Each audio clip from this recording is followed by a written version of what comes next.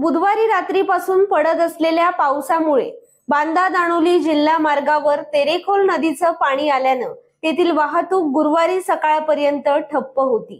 पाहूया। सिंधुदुर्गात कोसळत असलेल्या पावसामुळे तेरेखोल नदीच्या पुराचं पाणी बांदा दाणोली या जिल्हा मार्गावर सरमळे सपतनाथ मंदिर नजीक जिल्हा मार्गावर आल्यामुळे बुधवारी रात्रीपासून गुरुवारी सकाळपर्यंत मार्गावरील वाहतूक ठप्प होती। सकाळी 8:30च्या सुमारास जिल्हा मार्गावरील पाणी ओसरल्यानंतर वाहतूक पूर्ववत सुरू झाली।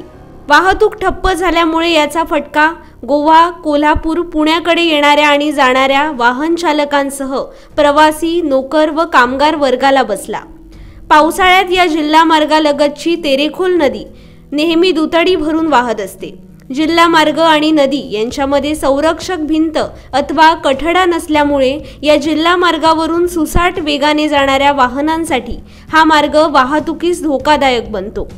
तेरेखोल नदीच्या पुराचं पाणी मुसळधार पावसात सातत्यानं या जिल्हा मार्गावर येतं, त्यामुळे या पुराच्या पाण्याचा फटका वाहतुकीच्या दृष्टीनं महत्त्वाच्या असलेल्या या मार्गाला बसतो। जिल्हा मार्ग आणि नदी यामध्ये अवघ्या 3 ते 4 फुटांचं अंतर असून संरक्षक कठडा अथवा भिंती अभावी सुसाट वेगाने येणारी वाहने थेट नदीपात्रात जाण्याची शक्यता असते।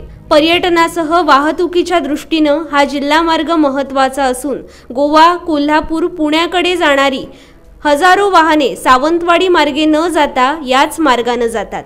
त्यामुळे सार्वजनिक बांधकाम खात्यानं याची तात्काळ दखल घेऊन उपाययोजना करावी अशी मागणी या मार्गावरील वाहन चालकांसह ग्रामस्थांमधून होते आहे।